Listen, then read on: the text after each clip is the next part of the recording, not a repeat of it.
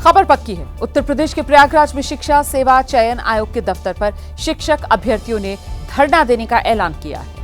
इसी के लिए प्रदेश के अलग अलग हिस्सों से अभ्यर्थियों का पहुंचने का सिलसिला शुरू हो चुका है प्रयागराज। अभ्यर्थियों का ये धरना नई प्राथमिक शिक्षा भर्ती के विज्ञापन को सोशल मीडिया पर पहले डालने और फिर वहां से डिलीट कर देने और भर्ती प्रक्रिया में देरी के विरोध में है। अभ्यर्थी कह रहे हैं शिक्षक भर्ती का विज्ञापन सोशल मीडिया पर निकालने के बाद उसे डिलीट कर देना बेरोजगार युवाओं के साथ ये तो मजाक है और जब तक सरकार शिक्षक भर्ती प्रक्रिया शुरू नहीं करती तब तक उनका आंदोलन जारी रहेगा। सीधे आपको लेकर चलेंगे, हमारे साथ हमारे सहयोगी बलराम पांडे इस वक्त मौजूद है। जरा जानते हैं बलराम पांडे से। बलराम, अपनी मांगों को लेकर ये जो शिक्षक अभ्यर्थी हैं सड़क पर उतरे हुए हैं।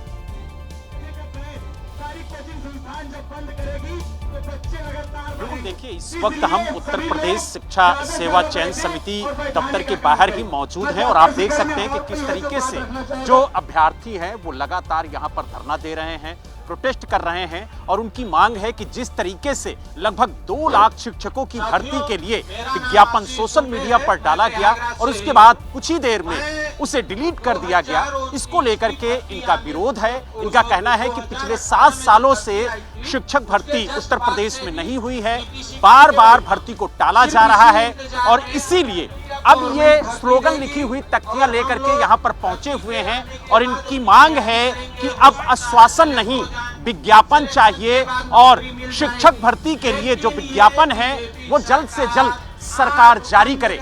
ये वो स्टूडेंट हैं जो गांव की पगडंडियों से निकलकर प्रयागराज तक पहुंचे थे इस उम्मीद पर कि इनके हाथों में कलम होगी और उस कलम से ये देश के युवाओं का भविष्य लिखेंगे, यानी बच्चों को अच्छी शिक्षा दे करके उन्हें देश की प्रगति में शामिल करेंगे।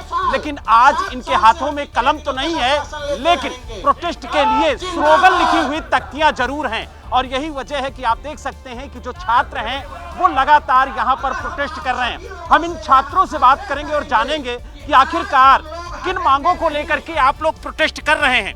गांव की पगडंडियों से निकलकर अपना सपना सजोए हुए यहाँ पहुंचे कि हम शिक्षक बनेंगे, देश के भविष्य को संवारेंगे, लेकिन आज खुद सड़कों पर प्रोटेस्ट कर रहे हैं।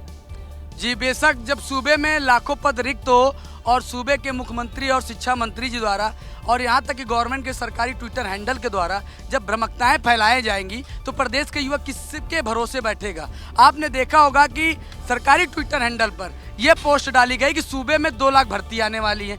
ये ऐसा नहीं कोई पहली बार है, ये हर 6-6 महीने साल भर में छात्रों को गुमराह करने के लिए लॉलीपॉप दिया जाता है। इससे महाकुंभ लगने से पहले भी इस तरह के भ्रामक चीजें अखबार में निकाली गई कि महाकुंभ के बाद भर्ती का विज्ञापन जारी होगा। अब सर आप बताइए, 7 वर्षों से भर्ती नहीं आई है, यहाँ छात्र एक महीना कैसे किन किन परिस्थितियों में जीता है।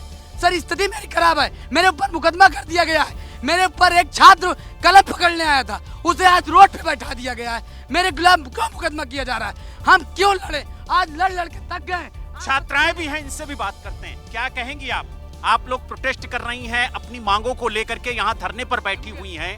आप लोगों ने बीडीसी किया, बीएड किया और आज यहाँ पर धरना दे रही हैं। टेट भी निकाला आप लोगों ने। संघर्ष से हम लोग सब लोग साथ हैं।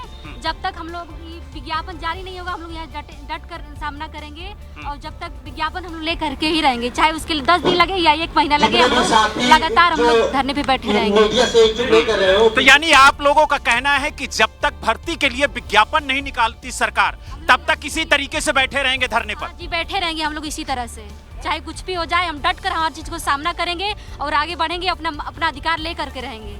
तो यानी जो छात्र है वो लगातार यहाँ पर धरना दे रहे हैं और मांग कर रहे हैं कि योगी जी आश्वासन से नहीं विज्ञापन चाहिए, यानी आश्वासन से अब काम नहीं चलेगा, विज्ञापन से काम चलेगा। और क्या मांगे हैं आप लोगों की? पिछले 7 सालों से तो शिक्षक भर्ती अभी तक नहीं हुई है उत्तर प्रदेश में और जिस तरीके से विज्ञापन निकाला जाता है फिर डिलीट किया जाता है, लगभग 10 से ज्यादा बैठकें भी आयोग कर चुका है, लेकिन अभी तक कोई निष्कर्ष नहीं निकला है। हम लोग यही चाहते हैं प्रशासन से और यूपी स्टेट गवर्नमेंट से कि बच्चों के भविष्य के साथ कोई चोचलेबाजी ना करें। जिस तरीके से बच्चों के भविष्य के साथ खिलवाड़ किया जा रहा है ये सब बंद करें और लिखित में कैलेंडर में बच्चों को वैकेंसी की जगह दे। यानी शिक्षक भर्ती को लेकर के जो छात्र हैं वो यहाँ धरने पर बैठे हुए हैं और इनका कहना है बलराम कि कुछ छात्र तो ऐसे हैं कि अपने अपनी पढ़ाई के लिए खेती तक गिरवी रखी हुई है। जी ठीक है बलराम पांडे, मेरे एक सवाल का जवाब दीजिए। अभी वो जो छात्र अभ्यर्थी ने बात की ना कि साहब कोई भी हमारे भविष्य के साथ ये चोचलेबाजी ना करे, सवाल ये है कि विभाग की तरफ से कोई जवाब दिया जा रहा है क्या कि आखिरकार ये शिगुफा कि पहले तो वो विज्ञापन निकाल दिया फिर विज्ञापन को डिलीट कर दिया, ये क्यों किया? इसको लेकर क्या सफाई दी जा रही है? हालांकि हम लगातार बात करने की कोशिश कर रहे हैं कि आखिरकार जो शिक्षक भर्ती के लिए विज्ञापन निकाला गया सोशल मीडिया पर और उसे कुछ ही घंटे बाद डिलीट कर दिया गया, तो इसके पीछे की वजह क्या है, लेकिन कोई भी अधिकारी बोलने को तैयार नहीं है। और आप देख सकते हैं कि ये उत्तर प्रदेश शिक्षा सेवा चयन आयोग का दफ्तर है और यहाँ पर गेट बंद है और आप देख सकते हैं कि अंदर जो पीएससी के जवान हैं उनको तैनात किया गया है, किसी को भी अंदर जाने की इजाजत नहीं है। और बाहर जो छात्र हैं जो अभ्यर्थी हैं वो लगातार यहाँ पर प्रोटेस्ट कर रहे हैं। तो यानी लगातार एबीपी न्यूज ये कोशिश कर रहा है जानने की कि आखिरकार जो वैकेंसी निकाली गई थी उसे डिलीट क्यों किया गया। और आप देखिए कि किस तरीके से यहाँ पर जो छात्र हैं वो लगातार प्रोटेस्ट कर रहे हैं और ये अपनी बातें रखने की कोशिश कर रहे हैं और आयोग से ये जानना चाहते हैं कि आखिरकार जो वैकेंसी निकाली गई वो डिलीट क्यों की गई, आखिर छात्रों के साथ धोखा बार बार क्यों किया जा रहा है। बिल्कुल सवाल बड़े हैं इन अभ्यर्थियों के और इनकी मांग यही है कि जब तक वो विज्ञापन नहीं निकलता तब तक ये यूं ही धरने पर बैठे रहेंगे। इस बीच अगली खबर का हम रुख कर रहे हैं। ऑपरेशन सिंदूर के दौरान जहां सेना पाकिस्तान की करतूत का मुंह तोड़ जवाब देने में जुटी थी, वहीं सीमा से सटे गांव के लोग भारतीय सेना का मनोबल बढ़ाने और उनकी हर तरह से मदद करने में जुटे हुए थे। इनमें से एक है 10 साल का श्रवण सिंह, जिसने ऑपरेशन सिंदूर के दौरान सैनिकों की मदद के लिए पानी, दूध, लस्सी, बर्फ लाकर उनकी जमकर सेवा की। श्रवण सिंह ने सीमा पर तैनात जवानों के लिए अपने घर से खाने पीने का सामान भी ले जाकर सैनिकों को दिया। सीमा पर तनावपूर्ण हालात के बीच 10 साल के श्रवण ने साहस और सेना के प्रति अपना समर्पण दिखाया, जिसके बाद भारतीय सेना की गोल्डन एरो डिवीजन के जीओसी ने श्रवण सिंह को स्मृति चिन्ह और विशेष पुरस्कार से सम्मानित किया है।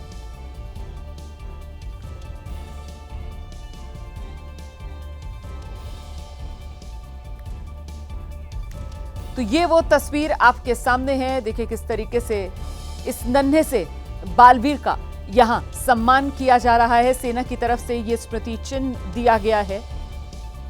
जिस वक्त भारत और पाकिस्तान के बीच हालात तनावपूर्ण थे, हर नागरिक से अपील भी यही की जा रही थी कि अपनी जिम्मेदारी निभाए वो।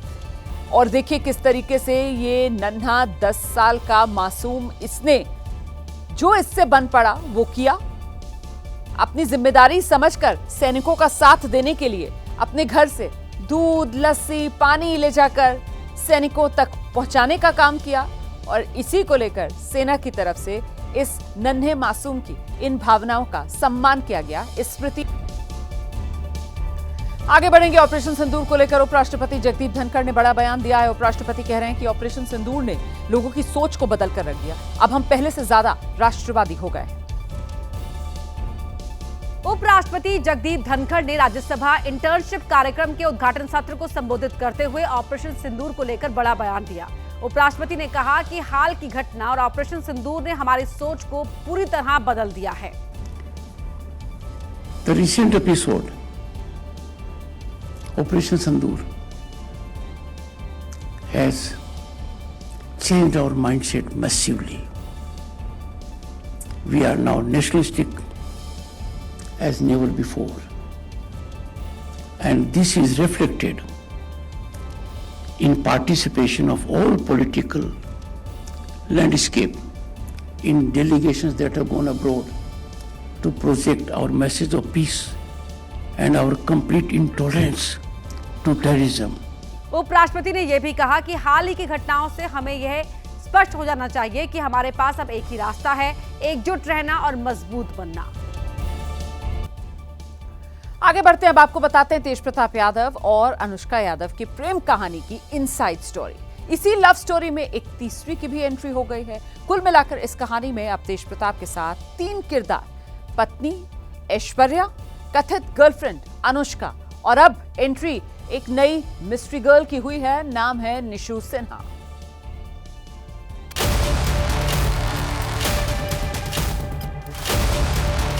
तेज प्रताप की लव स्टोरी का खुलासा हुए अभी 100 घंटे भी नहीं हुए हैं कि इस स्टोरी में ट्विस्ट आ रहे हैं। सबसे नया ट्विस्ट ये कि तेज प्रताप की जिंदगी में एक और लड़की की एंट्री बताई जा रही है। इस मिस्ट्री गर्ल की डिटेल बताएं उससे पहले आपको समझना होगा कि ये तेज प्रताप और अनुष्का की लव स्टोरी कैसे शुरू हुई, फिर शादी और फिर तीसरी लड़की। सूत्रों के मुताबिक तेज प्रताप और अनुष्का की बातचीत साल 2013 से 14 के करीब शुरू हुई। 2015 में किसी कार्यक्रम के दौरान तेज प्रताप अपनी बहन मीसा और परिवार के अन्य सदस्यों के साथ अनुष्का के घर भी गए। यहाँ तक कि 2015 में जब चुनाव में जीतने के बाद तेज प्रताप मंत्री बने, उसके बाद भी उनका अनुष्का के घर आना जाना लगा रहा। लेकिन इस लव स्टोरी में मुश्किल तब खड़ी हुई जब तेज प्रताप की शादी ऐश्वर्या से तय हुई। वो साल था 2018। तेज प्रताप ने अपने घर पर अनुष्का के लिए बात की, लेकिन लालू का परिवार राजी नहीं हुआ और तेज प्रताप की शादी ऐश्वर्या से करा दी गई, क्योंकि वो एक रसूखदार खानदान से ताल्लुक रखती थी। सूत्रों ने हमें ये बताया कि तब लालू यादव ने आकाश को बुलाकर ये समझाने की कोशिश की कि अनुष्का को तेज प्रताप से दूर रखो। आकाश ने लालू की साइड लेते हुए तब तेज प्रताप को ये बात समझाने की भी कोशिश की। हालांकि तब तेज प्रताप ने आकाश से ही दूरी बना ली। सूत्र ये भी बता रहे हैं कि मीसा को तेज प्रताप और अनुष्का के रिश्ते से कोई भी दिक्कत नहीं थी। मीसा ने तब कई बार तेज प्रताप का पक्ष घर में रखने की कोशिश की, पर कोई राजी नहीं हुआ। जब इनकी शादी जब हो रही थी, मैं छात्र राज का प्रदेश अध्यक्ष था, तो मैं मीटिंग अरेंज कर रहा था। उतना में इनका कॉल आता है कि तुम 5 नंबर आओ। वहाँ जब जाते हैं तो इनके परिवार के सदस्य लोग रहते हैं, बोले तुमको अगर हम हटा देंगे प्रदेश अध्यक्ष से तो तुम क्या करोगे? हम बोले हम तब भी लालू जी का झंडा उठाएंगे और जिंदाबाद करेंगे। उसके बाद इनके शादी में हमको निमंत्रण तक नहीं था। लोगों ने अपने से कार्ड छपाया कि भाई तेज भैया का वर्कर है, सबको कार्ड देना है। शादी को इनको हम लोगों ने एंजॉय किया। उसके बाद तेज भैया धीरे धीरे मतलब आप कह सकते हैं कि विदिन 1 वीक टू 10 डेज वो एकदम अंडरगॉन थे। मतलब वो कहाँ हैं कुछ पता नहीं। 10 दिन 11 दिन का उनका वृंदावन का ट्रिप शुरू होता है और उसके बाद जो घटनाएं घटी, जो उसमें सारे फैमिली के लोग इन्वॉल्व हैं। 2019 में शादी के 5 महीने बाद ऐश्वर्या और तेज प्रताप के बीच तल्खी शुरू हुई। तेज प्रताप ने सार्वजनिक किया कि ऐश्वर्या से रिश्ते ठीक नहीं। तेज प्रताप और ऐश्वर्या से तलाक की नौबत आ गई। ऐसे में लालू परिवार को लगा कि तलाक के पीछे अनुष्का है। तलाक का केस होने के बाद तेज प्रताप और अनुष्का फिर करीब आए। डिवोर्स आपकी वजह से हुआ, ऐश्वर्या और तेज प्रताप? वो लड़का अपने बात को एक जगह से नहीं, कई एक जगह से रखने का वहाँ प्रयास लगातार वो कर रहे थे। ये चाहते तो इस रिश्ते को एक विदाउट नेम, मुझे बोलने में बिल्कुल हिचकिचाहट नहीं होगी कि आप उसको बोल सकते हैं एज अ कीप, आप एक माहौल में ये चाहते तो कर सकते थे, बट इन्होंने हम जैसे गरीबों के लिए एक सम्मानजनक चीज़ों को सोसाइटी में गछा। इस लव स्टोरी में सबसे बड़ा ट्विस्ट तब आया जब तेज प्रताप 17 से 23 मई के बीच मालदीव गए। सूत्रों के मुताबिक अनुष्का उस वक्त घर पर ही थी और उसे पता लगा कि लालू परिवार ने वक्त बिताने के लिए तेज प्रताप को किसी और लड़की के साथ भेजा है। अनुष्का जो इतने वक्त से इस रिश्ते को छुपाए बैठी थी, उसने तेज प्रताप पर दबाव बनाया कि वो इस रिश्ते को सार्वजनिक करे। जिसके बाद तेज प्रताप का ये पोस्ट सोशल मीडिया पर आया। इस पोस्ट के बाद ही तेज प्रताप पर उसे डिलीट करने का दबाव बनाया जाता है, जिसके बाद जो हुआ वो जग जाहिर है। तेज प्रताप यादव जी को पागल बनाने में, लड़कीबाज बनाने में, तेज प्रताप यादव जी को जोकर बनाने में जितना हथकंडा राजद के लोगों ने, उनके परिवार के लोगों ने किया है, उतना भाजपा और जदयू के लोगों ने नहीं किया है। और अगर कोई निशु सिन्हा नाम की लड़की है तो हम तो कह रहे हैं जांच होनी चाहिए। अगर इतनी बड़ी क्राइम अगर हो रही है तो जांच की मांग हम करते हैं, रिटर्न कंप्लेंट दर्ज कराकर कि जांच हो कि भैया किसका किसका नाम हम लोगों से जोड़ा जा रहा है। निशु नाम की लड़की की एंट्री के बाद अब इस कहानी में कई सारे ट्विस्ट आ चुके हैं। ऐश्वर्या से तलाक हुआ नहीं है, अनुष्का का मामला सुलझा नहीं है और तीसरी लड़की, लालू परिवार पर ये गंभीर आरोप लग रहे हैं। मालदीव्स तो एक हनीमून स्पॉट है, ऑल नोज। मालदीव्स का जो प्लान हुआ ये क्या प्लान था, ये क्या मतलब था, क्या था, ये रेडी थे कि नहीं थे, क्या सिनेरियो था। तो ये कहीं ना कहीं आप समझ लीजिए कि इनको फिर से उसी 2018 के दौर में डाला जा रहा था और फिर कहीं ना कहीं किसी यादव की बेटी का जीवन बर्बाद करने का प्रयास किया जा रहा था साजिशकर्ताओं के द्वारा। अब सबको तेज प्रताप के पक्ष का इंतजार है, जो सोशल मीडिया पोस्ट के बाद चुप्पी साधे हुए हैं। आकाश का कहना है कि जब तेज प्रताप मुंह खोलेंगे तभी ऐश्वर्या सामने आएगी। जिस दिन तेज प्रताप यादव जी मीडिया में आएंगे, वो अपने पक्ष को रखेंगे, सही और गलत जो भी रखेंगे, उनके सवाल के, उनके जवाब का सामना अनुष्का यादव करेगी। आखिर सच क्या है? तेज प्रताप का सच, अनुष्का का सच, लालू परिवार का सच, निशु का सच, सबका अपना अपना सच है। जैसे जैसे इस कहानी की परतें खुलेंगी, लव स्टोरी की परतें खुलेंगी, वैसे वैसे और भी राज सामने आएंगे। खबर पक्की है, देश के कई हिस्सों में आज भी भारी बारिश का अलर्ट है। वहीं मौसम विभाग ने कहा जून महीने में सामान्य से अधिक मानसूनी बारिश की संभावना है। देश के कई हिस्से बरसात से सराबोर हैं। कहीं कहीं लोगों को परेशानी तो हो रही है, लेकिन पूरे देश के लिए राहत की खबर है कि इस मानसून में सामान्य से ज्यादा बारिश होगी। आज जो पूर्वानुमान जारी किया गया है, इसके हिसाब से देश के लिए खुशखबरी है। वर्षा सामान्य से ज्यादा होने का संभावना है और क्वांटिटेटिवली 106% वर्षा होने का संभावना है। आज भी देश के कई हिस्सों में भारी बारिश का अलर्ट है। जम्मू कश्मीर के श्रीनगर में बारिश हुई, वहां ओले भी गिरे। जम्मू कश्मीर के त्राल में तेज हवा की वजह से पेड़ गिर गया, जिसमें दबकर एक महिला की मौत हो गई। हैदराबाद शहर के कई हिस्सों में भारी बारिश हुई। केरल के कन्नूर में भारी बारिश और तेज हवाओं की वजह से कई पेड़ उखड़ गए, तो वहीं रेस्क्यू का काम जारी है। तमिलनाडु के नीलगिरी में भारी बारिश की वजह 17 घर तबाह हो गए, जिसके चलते 350 लोगों को राहत शिविर में शरण लेनी पड़ी। कर्नाटक के कलबुर्गी में भारी बारिश की वजह से एक कॉम्प्लेक्स की बिल्डिंग गिर गई। मध्य प्रदेश के भोपाल के कई हिस्सों में भारी बारिश हुई। एमपी के बुरहानपुर में 1 घंटे की मूसलाधार बारिश ने आफत खड़ी कर दी। कई जगहों पर जलभराव हो गया। बारिश ने नगर निगम की तैयारियों की पोल खोल दी। और इस बीच पहाड़ों पर बारिश ने हालात बिगाड़ने शुरू कर दिए हैं। जगह जगह लैंडस्लाइड की खबरें सामने आ रही हैं। इस बीच जम्मू कश्मीर के किश्तवाड़ से डराने वाली तस्वीरें सामने आई।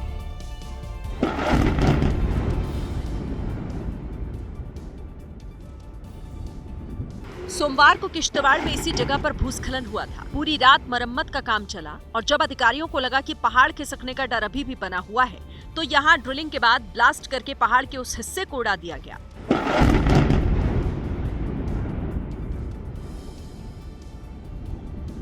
ब्लास्ट के दौरान बड़ी बड़ी चट्टान धूल के गुबार में तब्दील होती नजर आई। प्रशासन लोगों से अपील कर रहा है कि ऐसे रास्तों पर चलते वक्त बेहद सावधानी बरतें।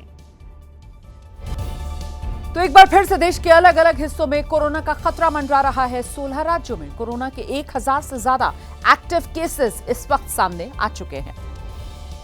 कोरोना के मामले लगातार बढ़ रहे हैं। महाराष्ट्र में एक्टिव केस का आंकड़ा 300 के पार पहुंच गया है। महाराष्ट्र में पिछले 24 घंटे में 66 नए केस मिले हैं, जिसके साथ एक्टिव केस बढ़कर 325 हो गए हैं।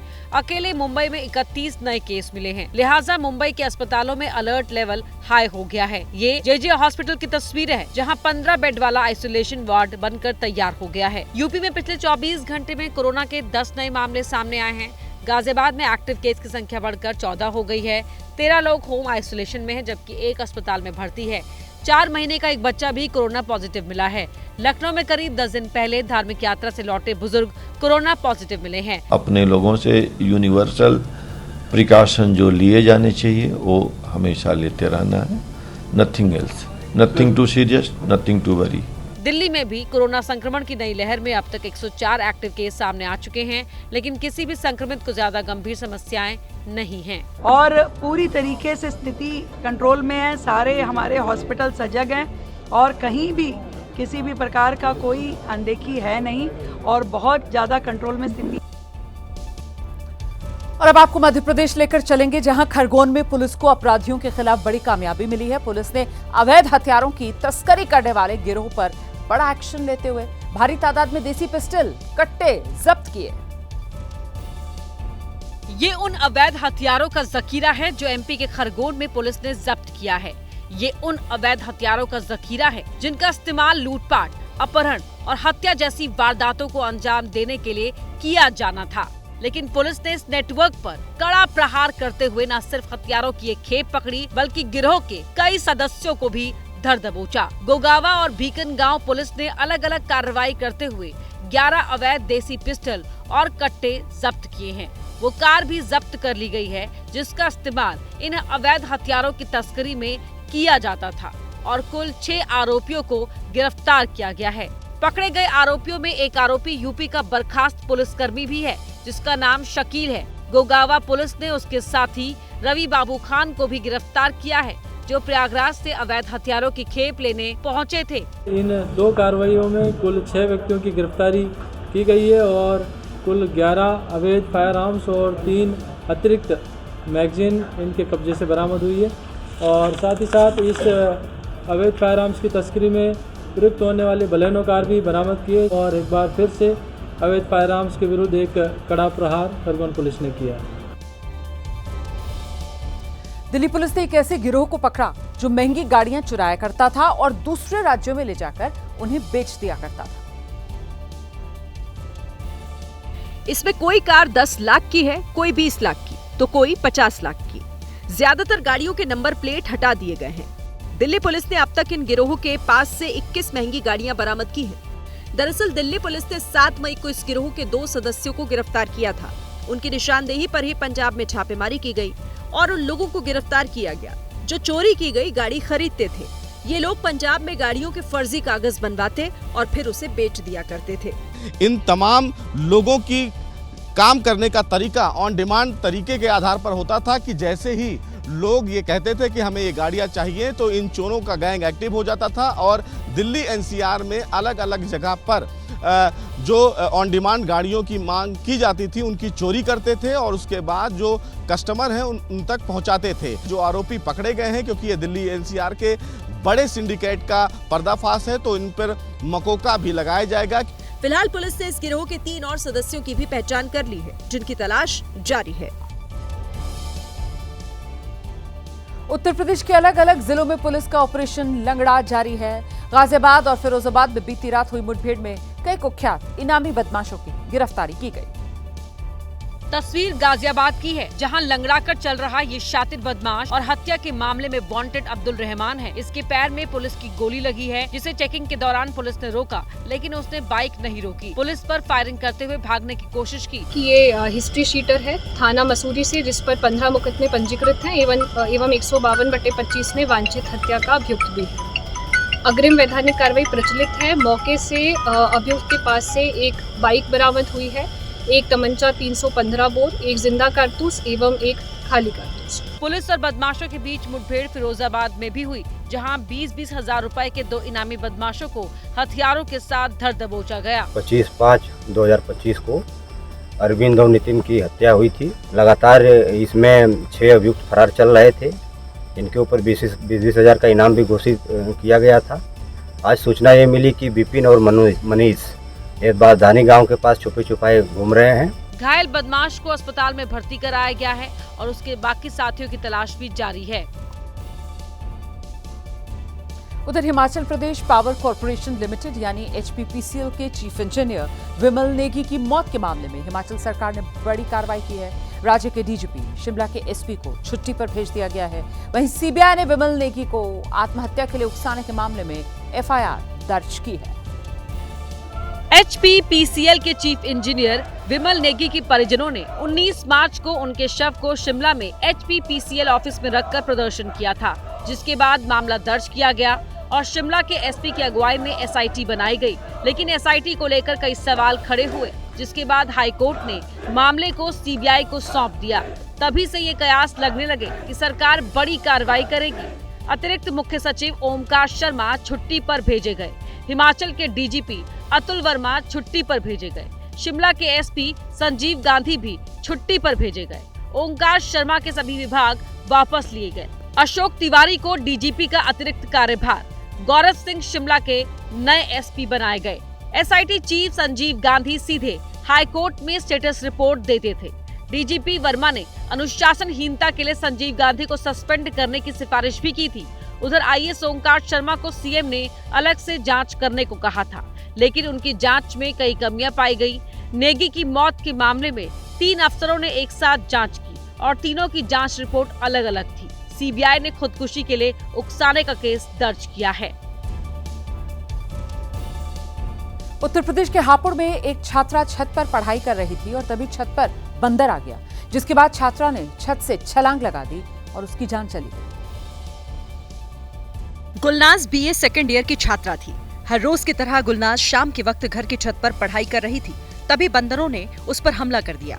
जब गुलनाज को कुछ समझ नहीं आया तो वो दूसरी मंजिल से कूद गई और नीचे गिरते ही उसकी जान चली गई। बंदरों ने इतना परेशान कर रखा है यहाँ पे, आज ये हादसा बंदरों की वजह से हुआ है। बंदरों ने इतना हर घर में, हर मोहल्ले में यहाँ इतना परेशान कर रखा बंदरों ने। सुबह गुलनाज को परीक्षा देने जाना था, लेकिन उससे पहले ही बंदरों ने उसकी जान ले ली। उधर राजस्थान के अजमेर से एक अनोखा मामला सामने आ गया। वहां परचून की दुकान पर 10वीं की परीक्षा देने वाले बच्चों की कॉपी जांची जा रही है। इसका वीडियो वायरल है। टॉफी, नमकीन और तेल मसाले के बीच बच्चों की कॉपियां रखी हुई हैं। दुकान में बैठा शख्स पहले ग्राहक को सामान देता है, फिर कान में फंसाया पेन निकालकर कॉपी चेकिंग शुरू कर देता है। इतने में फिर एक ग्राहक आ जाता है और दुकानदार का ध्यान उसे सामान देने पर चला जाता है। हैरानी की बात तो यह है कि ये दुकानदार टीचर नहीं है, बल्कि पार्ट टाइम जॉब कर रहा है। जिस टीचर ने इसे कॉपी चेक करने के लिए दिया था, उसे सस्पेंड कर दिया गया है। बहुत जल्द राजस्थान माध्यमिक शिक्षा बोर्ड की तरफ से 10वीं का रिजल्ट भी घोषित हो जाएगा और इस वीडियो को देखकर समझा जा सकता है कि कॉपी चेकिंग कितनी शिद्दत के साथ की गई है। उधर उत्तराखंड के रामनगर में मौजूद विश्व प्रसिद्ध कॉर्बेट नेशनल पार्क एक बार फिर से चर्चा में आ गया है। यहां वन कर्मियों ने एक ऐसी मिसाल पेश की जिसकी हर कोई तारीफ कर रहा है। दरअसल कॉर्बेट पार्क के कर्मचारियों ने देखा कि एक बाघिन घायल होकर जंगल में घूम रही है। पैर में चोट लगने की वजह से बाघिन न तो ठीक से चल पा रही है और न ही कुछ खा रही है। बाघिन की ऐसी हालत देख कॉर्बेट नेशनल पार्क के डॉक्टर्स ने बाघिन का इलाज कराने की ठानी। हालांकि ये काम जरा सा भी मुश्किल नहीं था, क्योंकि घायल बाघिन एक पेड़ के नीचे घायल अवस्था में लेटी हुई थी, जिसे ट्रैंकुलाइज कर रेस्क्यू सेंटर लाया गया। डॉक्टर्स की निगरानी में बाघिन का अच्छे से इलाज हुआ। करीब 15 दिन रेस्क्यू सेंटर में रहने के बाद बाघिन को दोबारा जंगल में छोड़ दिया गया। कॉर्बेट प्रशासन ने पूरी घटना का एक वीडियो भी जारी किया है। देखिए, बिहार की सियासत में तेज प्रताप के मामले को लेकर पारा हाई है और ऐसे में तेज प्रताप से ही जुड़े सवाल पर लालू प्रसाद यादव ने चुप्पी साध ली। आरजेडी से 6 साल के लिए तेज प्रताप यादव को लालू प्रसाद यादव ने बाहर का रास्ता दिखा दिया। पोते के जन्म के बाद कोलकाता से लौटे लालू प्रसाद यादव, वहां मौजूद मीडियाकर्मियों ने जब उनसे सवाल किया तो लालू प्रसाद यादव बिना जवाब दिए सीधे अपनी गाड़ी में बैठ गए। इससे पहले भी जब कोलकाता पहुंचे थे लालू प्रसाद यादव, तब भी वहां मौजूद मीडिया कर्मियों ने तेज प्रताप यादव को लेकर लालू प्रसाद यादव से बात करनी चाहिए थी, लेकिन लालू यादव खामोश थे।